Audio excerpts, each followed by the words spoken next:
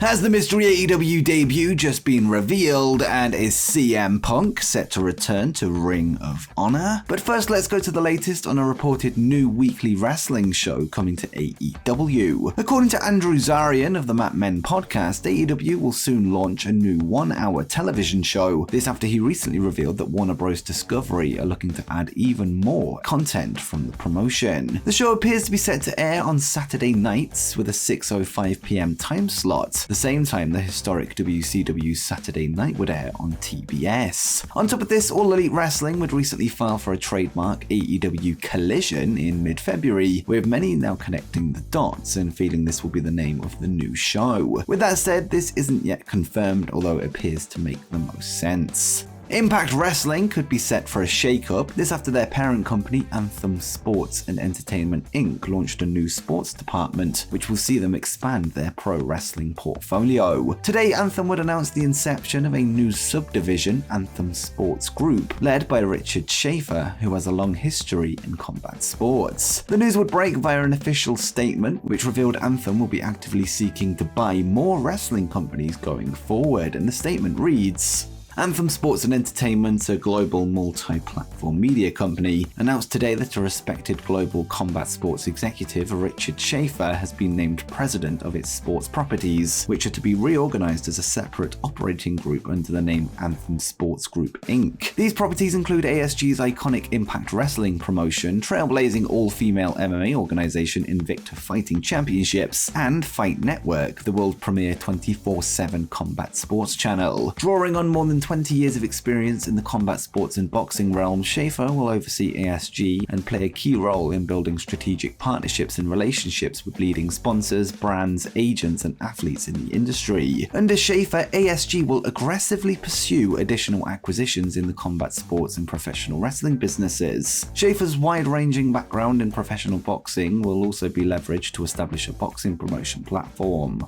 With Anthem set to buy more wrestling properties in the future, it will be interesting to see how this affects Impact Wrestling, with there being potential for mergers or collaborations going forward. As well as this, the potential of new sponsorships could be big for the company. In December 2022, WWE would announce popular luchador Dragon Lee as the newest addition to the NXT roster, although we had yet to see him inside a WWE ring since. Well, this would change this past weekend when Lee would make his WWE in-ring debut at a house show in St. Petersburg, Florida, where he would battle Eddie Thorpe in singles action. The debut follows his on-screen debut this past Wednesday on NXT TV, where Dragon was shown in the crowd of the Roadblock special. Whilst visa issues have delayed his start in the black and gold brand, he looks ready to go from here on out. This past Friday on SmackDown, Rey Mysterio was announced as the first inductee into the 2023 class of the WWE Hall of Fame, which will be followed by a one-on-one match against his son Dominic at WrestleMania 39. Following the announcement, the Wrestling Observer's Dave Meltzer would take to Twitter to reveal that former WCW star and current booker of AAA, Conan, has been selected to induct the luchador into the Hall, and Meltzer would tweet the report and say,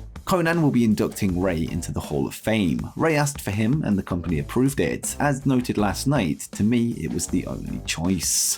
And speaking of WWE Hall of Famers, The Undertaker would speak with Ariel Helwani of BT Sport this week, where he would discuss his recent return to Monday Night Raw to celebrate the 30th anniversary of the weekly broadcast. The show would see Taker make an appearance under his American Badass persona as opposed to the Dead Man, something that wasn't always the plan. During the chat, he would reveal that whilst WWE originally anticipated a return for the hat and coat, he would refuse this, before noting that the Dead Man character is gone forever, and Taker would note, they had a different vision. They didn't even know that I wasn't going to have the hat and coat. They totally thought I was coming out as old Undertaker. I was like, no. That's part of me and the storytelling, right? When I lifted the curtain and when I lifted it back and pulled it back, that's gone. It's gone now. I won't bring the hat and coat back out. Next, we have some news on some more scrapped plans, this time from All Elite Wrestling. Dax Harwood would take to his FTR podcast recently, where he would discuss the formation of the Pinnacle faction, which consisted of himself and his tag team partner Cash Wheeler, Wardlow, MJF, and Shawn Spears. Harwood would go on to reveal that at one stage, the addition of a female member was considered, although this of course never came to be, and Dax would note, We really wanted Britt Baker, and there was talks of Britt being in the group, but Britt is a standalone star. No one needs to mess with her. She's great. The other one that I really wanted and talked to Tony Khan about, he was pretty excited and had the idea, was Serena Deeb. Up until that point, she had been a babyface, but I thought she really fit what the pinnacle was, especially Cash and myself, just an incredible wrestler who is considered a badass among the women. Those are the two, and the closest was probably Serena Deeb. Dax Harwood would also reveal some details behind he and Cash Wheeler's recent return at the AEW Revolution pay-per-view, something that they and the company managed to keep quiet ahead of time. Harwood would discuss how they managed to keep the return a secret, noting that they had their very own secret locker room that nobody knew about, and he would say, "It was super emotional because Cash Wheeler and I were so nervous going into that. No one knew we were there. We had our first ever private locker room. We walked straight from this private locker room through the curtain. Tony gave us carte blanche to do what we want, and what we wanted to do was beat the shit out of the Ass Boys, and that's what we did. And they, as you can see, and what you saw, they beat the shit out of us too." And before we get to the rest of today's stories, be sure to subscribe to Wrestle Planet if you haven't done so already, as we aim to hit 50,000 subscribers by the end of the year. And also head over to Wrestle Planet Gaming if you're into wrestling video games, ahead of the launch of both AEW Fight Forever and WWE 2K23. But with that said, let's get to the rest of the video. This Wednesday on AEW Dynamite, undefeated TBS champion Jade Cargill will put her title on the line against a yet-to-be-revealed opponent. This after she made an open challenge to any Canadian ahead of the company's debut in Winnipeg, Manitoba, Canada. Fightful Select have since released a report weighing up the possible candidates to fill the spot in the match, revealing the statuses of some of Canada's top free agents, as well as some already under contract with AEW. First discussed was Lufisto, who is said to have had interest in joining AEW before, with there even being informal talks for her to join as a coach in the past, although it was noted that as of Thursday, she is not the planned opponent. Impact Wrestling's Rosemary is another name that is on the lips of fans, with Fightful noting that she can take outside bookings, although she will likely need proper clearance in order to work an AEW show. The Bunny, who is already signed to AEW, has only wrestled once this year in the AEW World Title Eliminator match against Jamie Hayter on February 8th, which was cut short due to injury, making her a doubt for the match. And finally, the status of Taya Valkyrie was revealed, who appears to be the favourite to fill the spot amongst AEW fans. The Fiverr report notes that whilst she has been working in MLW and Impact, she is not under contract with any promotion right now and is free to work wherever she wants. The report adds that Taya is committed to dates with MLW through April, although according to Dave Meltzer, she is set to finish up with them soon, and Dave would take to Wrestling Observer Radio to note,